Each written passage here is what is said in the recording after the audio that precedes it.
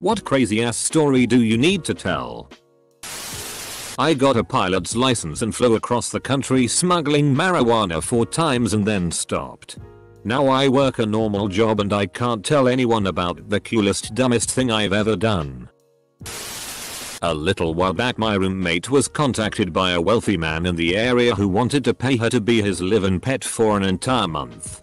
She thought that this was a cutesy way of saying that it was a sugar daddy baby arrangement. Turns out what he actually meant was that she would be given room, board and a very healthy allowance to spend a large portion of her day dressed as a cat, walking on her hands and knees, eating out of a bowl, using a litter box and, yes, sleeping in a little cage at night. Sex wasn't even on the table. He was only interested in having a human cat for a month. She seriously considered the offer for a weekend, and then politely declined. Edit. This allowance would have covered her college tuition for the semester. He knew what he wanted and was very motivated. When I was learning to fly at a sketchy flight school, I was doing a pre-flight check flight, close to the end of the program. I was doing the run-up in a Cessna when I smelled something. Do you smell that? Smells like gas, I say. Instructor, 21YO, shrugs. Annoyed. I open the door, and there is a spreading puddle of avgas under the plane. But the instructor panics, stay in the plane, I'll get help, and runs off. As soon as I got the engine off, I noped out of there and watched the plane dump all its fuel on the runway. They kindly gave me another plane, an instructor. They fixed their plane, and a month later, I read about the same plane crashing due to fuel issues. 1 fatality. Years ago I was hitchhiking north of Richmond, Virginia when a car with 2 dudes picked me up. We got to chatting and it turns out they were headed to their friend's place to shoot guns and asked me if I wanted to join. I asked if his friend would be okay with a random homeless-esque fellow shooting his guns and he said hell. Just pretend to be my cousin from Seattle.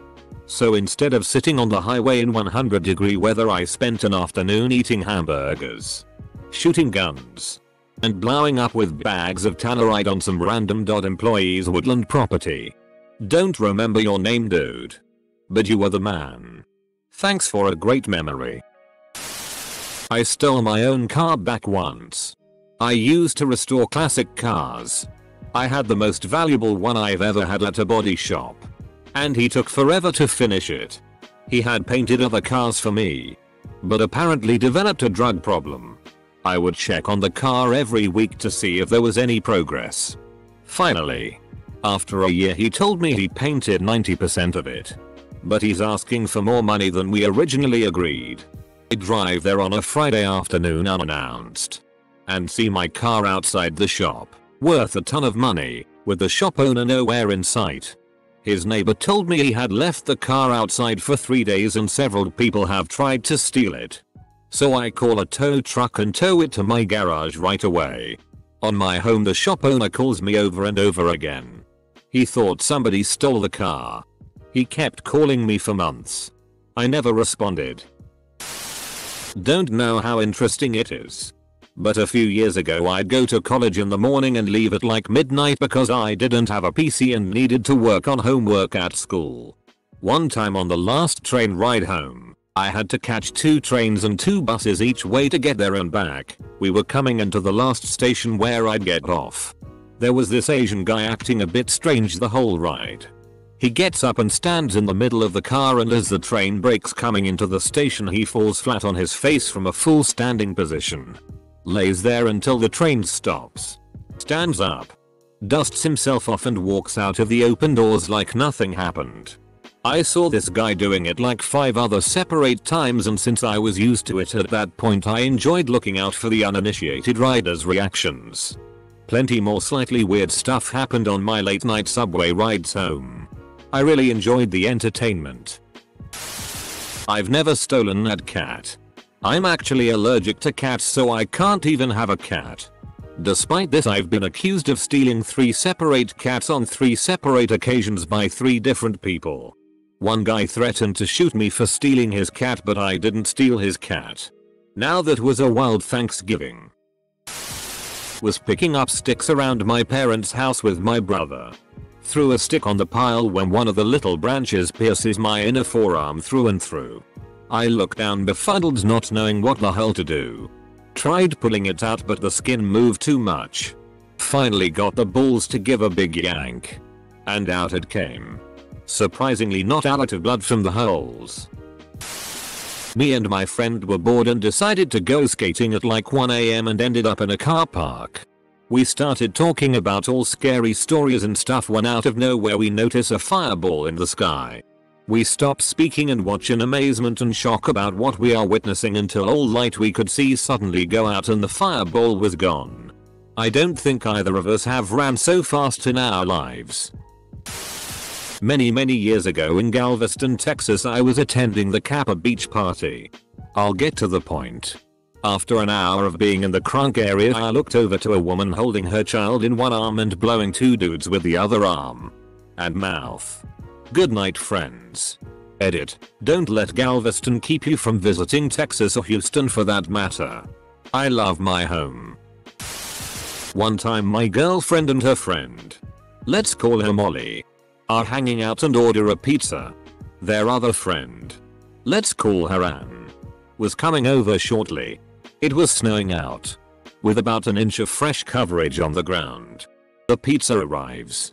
And about 20 minutes later, so does Anne. Anne comes in and is like, sweet, I'm just in time. My girlfriend and Molly are like, what do you mean the pizza got here like 20 minutes ago? Anne says no. I just saw the driver leave. They are immediately spooked and go outside where they find footprints in the snow all around the back section of the house, where their apartment was located, with patches below and around windows where the guy had clearly stood for a while. When he dropped off the pizza he was being normal but asking what they were up to. If they were hanging with their boyfriends, etc. They were high and just sketched out so didn't get cops involved. What a creep. How I met my significant other, on a plane. Flying Bangkok to Doha. I was downgraded when my better seat upgrade fell through. Got sat in the third to last row. Hit it off with the Spanish girl next to me. 3 weeks later on a whim I flew from the States to Spain to meet her. 3 weeks after that I moved there. Just hit our 2-year anniversary and are celebrating the birth of our first child. My parents are blind optimists. They think nothing bad will happen to anyone in our family. One day I got jumped by some losers in a gang. I go home and tell my parents and they look at me and say, well, there's fried chicken in the oven. Unbelievable. I was 14. Edit. You are all amazing people for reading my comment and caring about it enough to upvote it. I really am appreciative and astounded. Read that as blind optometrists were super confused. One time when I was in gym class when I was 11ish. I was repeatedly squatting on top of my friend while singing Peditabees as a joke. He said, stop. I'm getting a boner. Comma. In English. Even though we live in Norway and English is his second language. I said, sorry. Did I break your rib or something? Comma. Thinking yeesh. This guy must be brittle. Full stop. He said, no. Boner means your dick is hard. Full stop. He then proceeded to stop. And that's how I learned the word boner.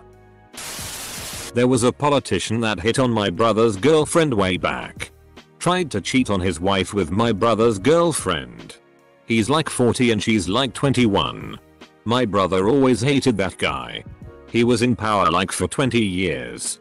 My dad campaigned for the candidate that beat him. Went door to door for like weeks. The candidate never would have won if it wasn't for dad. Won by like 30 votes. Dad never knew about the incident involving my brother. It felt like sweet revenge. Just got home from a holiday in Bali. Happened to find a new tattoo on my leg. It's the Wi-Fi password for our villa. Semicolon. During summer vacation in 2000 when I was alone at home playing video games, I had this stranger knock on my door asking for an address. While I told him that I do not know the address he was looking for, He asked me for a glass of water. Being the naive idiot that I am at the time. I was 11 at the time. I left the door open and went into the kitchen to get it. The guy then proceeded to invite himself in and locked the door. Over the next 2 hours I sat there looking scared and dumb while he showed me a knife and searched my place for anything valuable he can carry in broad daylight without suspicion. However, finding nothing, he left. All the time I was scared to death as to how to explain to my mom as to what happened to my video game had he taken it, since she told me not to open doors to strangers. I just found out last week that my manager snorts cocaine.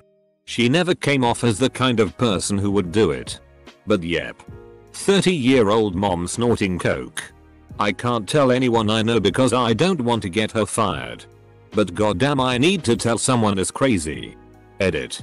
I mean the fact that it's her of all people who's doing it. Not the fact that I work with someone who snorts cocaine. I'm from Hong Kong. And still under 20 years old right now. 4 years ago I was a host family of an exchange student from Italy. Then 2 years ago me and my family went to Italy and visited her hometown. She then showed me to a local church. Seeing that we are the first Chinese that visited the place, the church decided to show us a mysterious book that they discovered. I took a look and found out instantly that it was a Chinese Bible. The church stated that the book was found in the 15th century, after an earthquake. However, after I took a photo of it, which they allowed, and did some research with my friend, it was actually printed in Hong Kong in 1865. There was also no earthquakes at the church after the year. About 3 years ago, after high school, me and 3 friends went trekking in Iceland. We decided to splurge and treat ourselves to an Airbnb in the city for the weekend. We had been camping all week and ended up in an apartment that was nice, but had some really shady, scary and messed up paintings. There was a locked room that wasn't opened until the last day of our trip, when 2 friends went to return a tent we had borrowed from the host. He wasn't home, but his girlfriend was, and I guess didn't understand that she shouldn't have left her boyfriend's Nazi Hitler room wide open, especially after hosting 4 Jews. We're talking swastikas, Hitler portraits, books, flags, everything.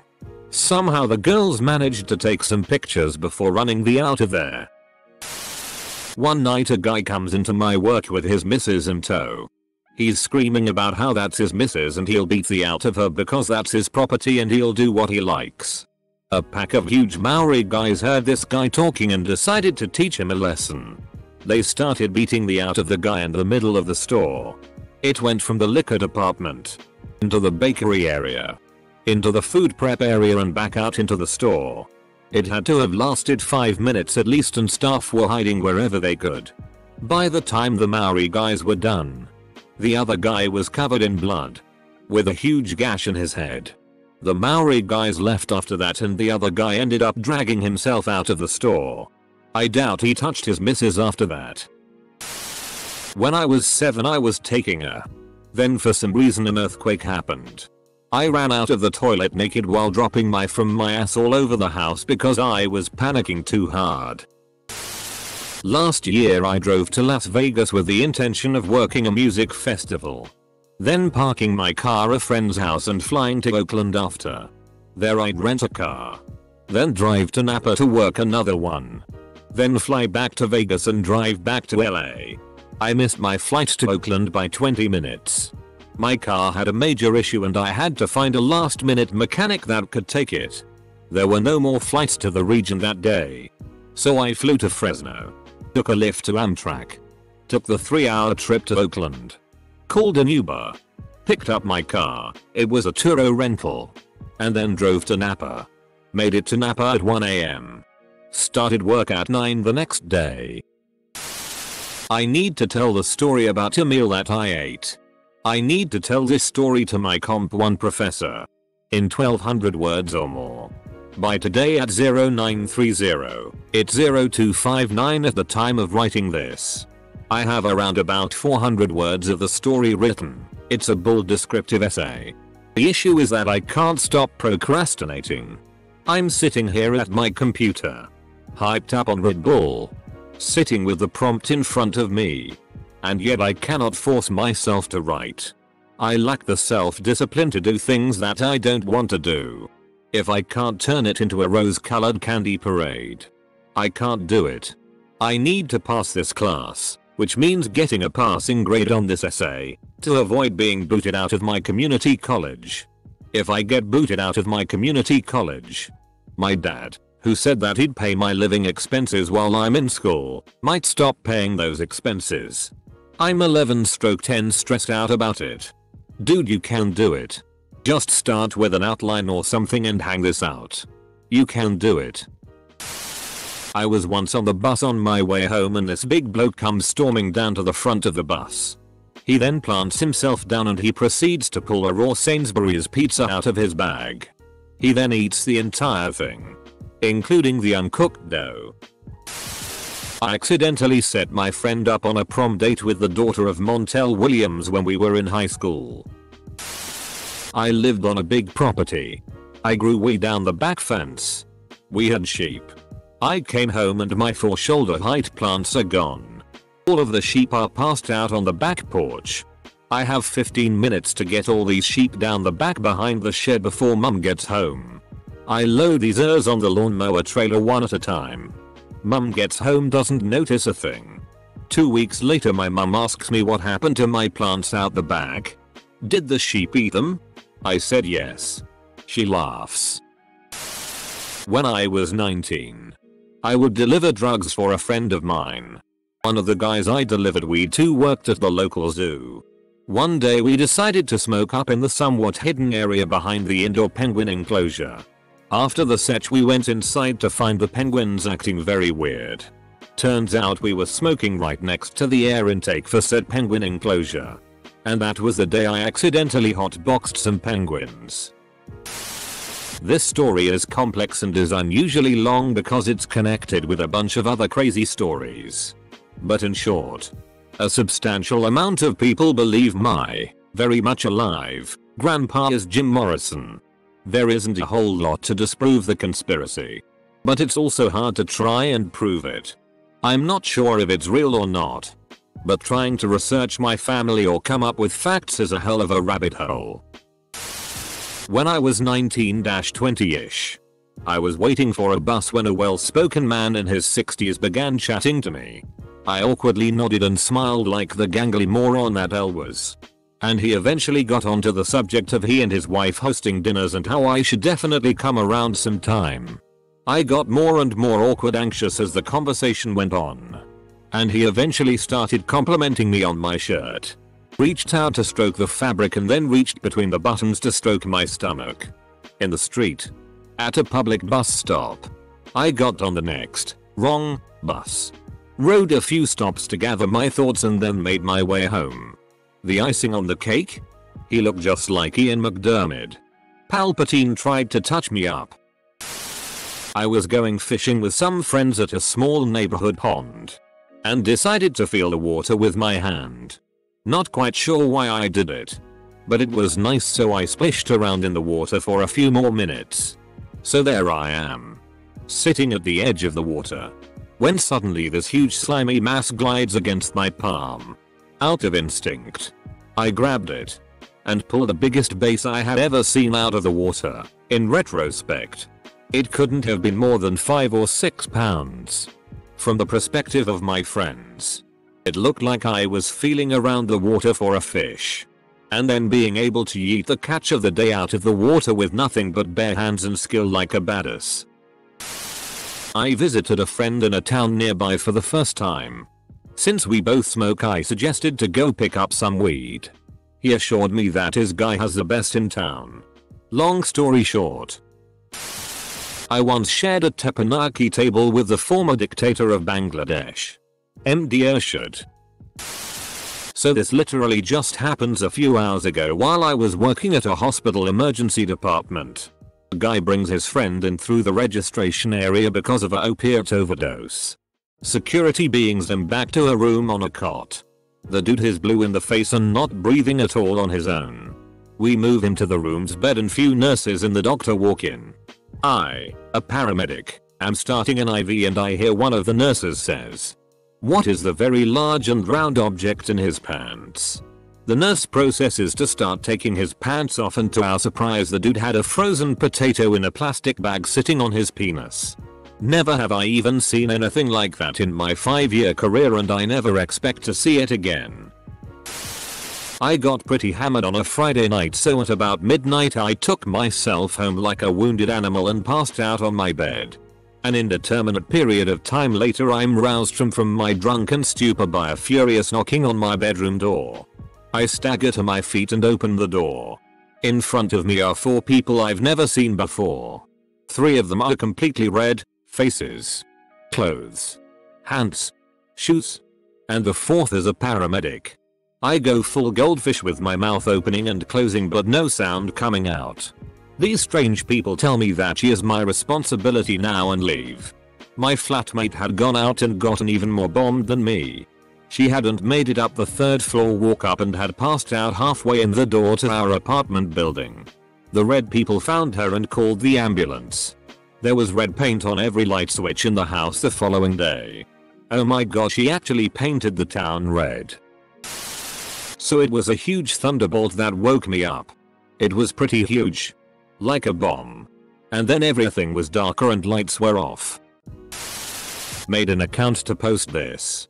When I was in high school English, I sat behind and a seat to the left of a kid named Clyde who was, at best, a delinquent with a good heart. In the middle of class Clyde turns to his friend and goes, "Dude, I got a fart," and his friend says, "So then fart." Next thing I hear from Clyde is, "Oh dude, I think I just." Clyde half stands up in like a 3-point stance and is wearing basketball shorts, so I can see the outdent on his shorts of a turd starting to poke its head out. He then pushes it back in with his hand and sits back down for the rest of class. Craziest thing I've ever seen. TLDR. Dude plays whack a prairie dog in the middle of English class. A friend of a friend accidentally took a dump on his then girlfriend, now wife's face. He had come home from the bar pretty drunk and found his girlfriend sleeping. He thought it would be hilarious to climb onto the bed, pull down his pants, and release a casual fart right into her face. However, this was no ordinary fart. He gambled on a fart, and it came out as a liquidy shot. And she married him. I am a gay man in my 50s. When I was young you didn't tell anyone you were gay. So I was 100% closeted. In my early 20s I fell deeply in love with a man who was HIV positive. I didn't know what it meant at the time because AIDS was just on the scene. I am a classically trained singer as well. On Halloween night I was outside of a historic church in the graveyard waiting to perform the bass solo for Mozart's Requiem when a friend came to me and told me he had just died. The show must go on. So I did my performance and fell apart later. It was surreal. I had to endure his death alone. At his funeral I walked away from the group and had a complete meltdown. My conductor came and put his arm around me and walked with me his car and drove me to the burial in silence. I will never forget that single act of kindness for the rest of my life. Every time I think of it I cry. My grandma hotboxed the men's room at my cousin's funeral. So, my foot's totally stuck in there. Right? I'm freaking out. The dog's having a seizure. When I was 8 years old I was in Bangkok, Thailand with my family. And we were walking in the red light district at nighttime. So think brothels, gangs, child abductions, the usual. Anyway, my dad walked ahead so I decided to walk ahead with him, but at some point I lost sight of him and continued walking and walking. And eventually I was completely lost. Keep in mind, I was a small blue-eyed, blonde-haired white boy in the most dangerous part of Thailand, which is known to be a haven for child abductions. I eventually stopped to look at some roadside entertainment, a baby elephant doing tricks. And my dad comes sprinting through the crowd, tears running down his face. And I was safe. But Jesus, this story could have been so much worse if I happened to pass the wrong kind of person. Who walks their 8-year-old down a red light district?